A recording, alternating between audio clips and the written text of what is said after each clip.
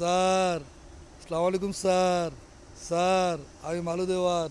বাচ্চু স্যারের সাথে আমি যতক্ষণ আছি ততক্ষণ বলা যায় তার ভবিষ্যৎ অন্ধকার। মালু দেওয়ান থেকে মালু দালাল।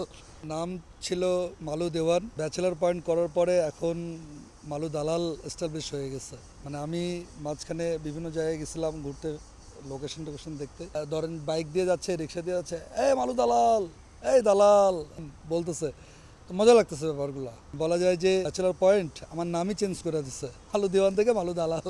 আমি তো legacy.com-এর এমডি বাচ্চু স্যারের পিএ হিসেবেই নাটকে আসি ক্যারেক্টার, কিন্তু সেটা এখন পিএ থেকে দেখা গেছে যে আমি এখন দালাল হয়ে গেছি। যেটা হচ্ছে আমার legacy.com-এর যে এমডি বাচ্চু স্যার, তার যত পার্সোনাল ইনফরমেশন আছে এবং তার যে পার্সোনাল কিছু রোগ আছে, গোপন যে সমস্যা, এগুলো সব ভাইরাল করে দিই। মানে আমি একটু বলা যায় যে বাচ্চু স্যারের সাথে আমি যতক্ষণ আছি ততক্ষণ বলা যায় তার ভবিষ্যৎ অন্ধকার।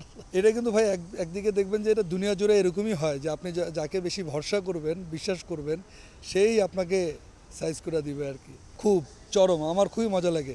বেশি মজা লাগে যে যখন আমি যে একটু আগে ভাইকে বলতেছিলাম, ব্যাচেলার পয়েন্টে যেটা আপনার অডিয়েন্স স্ক্রিনে দেখে, এটার থেকে কোনোভাবে যদি কাউকে বিহাইন্ড দ্য সিন দেখানো যেত যে শ্যুট কীভাবে হচ্ছে, সে মনে হয় ও এইটা বেশি এনজয় করতে, এত বেশি ফান হয়। এবং ওইখানে যতক্ষণ শুটিং সেটে থাকি আমার মনে হয় না যে কেউ আমাকে মালু বলে বা মালু দেওয়ান বলে বা দেওয়ান বলে। এই ইয়েতেই নাই, সবাই দালাল দালাল দালাল। হ্যাঁ, কিন্তু আমি এনজয় করতেছি ভাই, আসলেই এনজয় করতেছি। আমার তো মনে হয় যে আমার পুরা লাইফ স্টাইলই ঘুরাই দিচ্ছে ব্যাচেলার পয়েন্ট, কাজল আরিফিন অমি ভাই। এই যে একটা পরিবর্তন ব্যাচেলার পয়েন্টের কারণে, অমি ভাইয়ের কারণে, এটা আমি আমার ফ্যামিলি আমরা সবাই এনজয় করতেছি, আসলেই ভালো লাগতেছে। প্রথম এক্সপিরিয়েন্সটা ছিল আমার, এটা সত্য কথা বলতে, খুবই ভয়ের। আমি ওই দিন শুটিংয়ে প্রচুর এনজি শট দিছি, কারণ হচ্ছে যে আমার শটটাই ছিল যে আমি টাকার বাক্স নিয়ে গেট খুলে ভিতরে ঢুকবো।